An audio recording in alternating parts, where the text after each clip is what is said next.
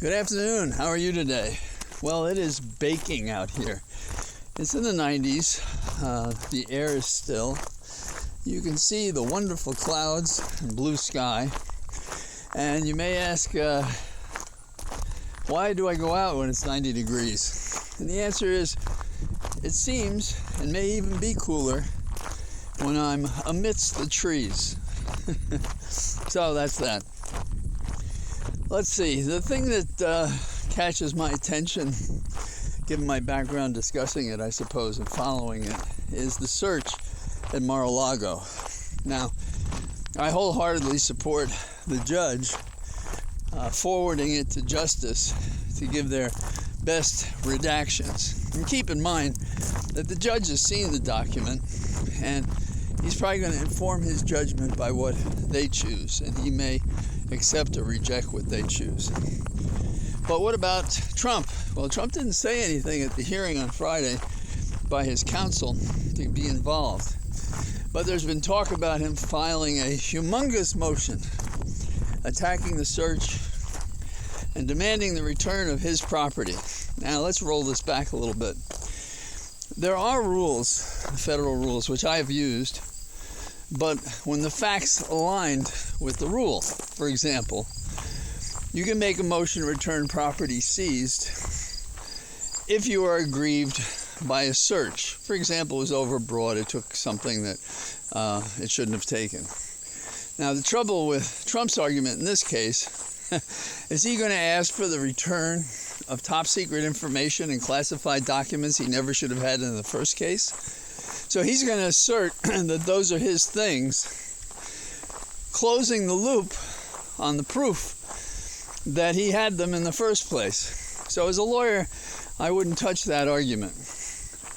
And I found that challenging a search warrant is most often successful when it's been pending a long time and it appears the government hasn't done anything to forward the prosecution. Not exclusively, but there's that. So Rule 41G is a way to challenge a search warrant, but it doesn't make sense in this case. Another aspect of it would be, I'm challenging the search because it was egregious or whatever.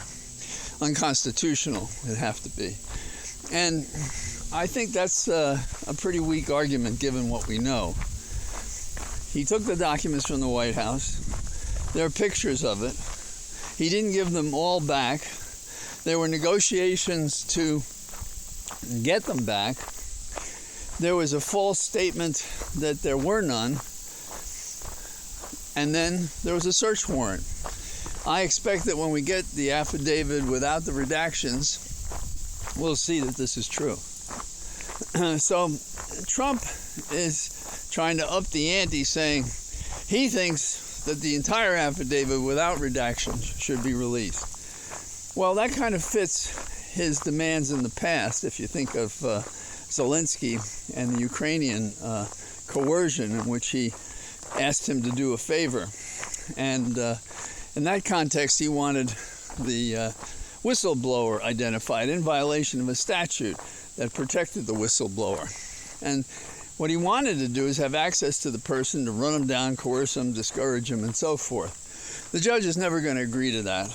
And it shows that Trump is not serious in any way, fashion, or form. And supposedly they're debating showing the tapes of them conducting the search. Well, you know, this is what happens. The hoi polloi, when they're searched, there's no quarter. But when Trump is searched, he expects that he's going to be treated as a prince. Well, he's a black prince, a dark prince, an evil prince. And he therefore has to be judged very carefully when he makes these statements. So that's the way I see the affidavit and the search warrant and what Trump may or may not do. And I heard that he might file something today, although Saturdays the court's not really open. So I expect it to be on Monday. Now, there's also been a release on the report of the obstruction in the case of Mueller's investigation. So it'll be interesting to see that. I haven't seen it. If it's online and you've seen it, you're ahead of me. But I look forward to reviewing it, and I'm sure I'll talk about it down the road after I have had a chance to look at it. In the cruelty beyond belief category, we have the situation in Louisiana in which the Attorney General has said he will not give $39 million in funds that's supposed to go to Louisiana unless they follow very strictly the new abortion laws. Now that's really something. You're going to punish a whole city for what a government does within its purview. That's wrong. And we see more and more of that, this kind of mob coercion. Oh, you won't do that? Well, we won't give you this. In fact, while we're on the subject, that's exactly what was going on with Ukraine and Zelensky. Oh, you want these weapons to defend yourself? Defend eastern Ukraine? Hey, no problem. Just open an investigation on Biden's son. So that's my take for the day.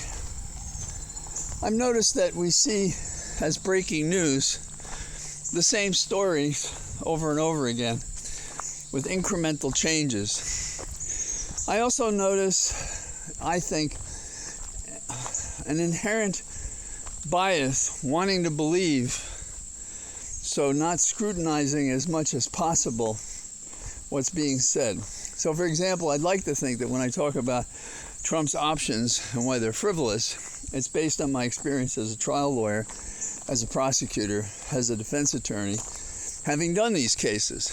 And so I think I can be critical of what Trump is doing and say, since it doesn't make sense to expect to be getting returned to you top secret information, that it's pure politics, it's pure PR, it's misleading, it's disinformation. It's what he does all the time, not necessarily the best thing he does, that is in the best way from his standpoint. And because he doesn't, it's good because we can see transparently the fraud that is ever present in everything that Trump does. And, I don't know what kind of lawyer could work for him. And all these people who go tiptoeing around. I think it was wrong that a lawyer came out and said, oh, they wanted to hire me and they didn't, and here's why. That's wrong. You shouldn't do that. It makes me wonder if he wasn't put up to do it because they thought it would help Trump by having him knock down certain stories. I don't know that, but he should have been more careful, in my opinion. And he was on the air most of the day talking about how he did not represent Trump. And I guess that's marketeering. I wouldn't do it. I don't think anybody should do it. I don't think he should have done it, but he did. So, I am glad to say that it is cooler here in the trees than where I was a moment ago on an open road. And I am among the trees that do sort of convey a quiet embrace. And so, from my cathedral of trees, I say goodbye, and I'll probably talk to you tomorrow. Bye-bye.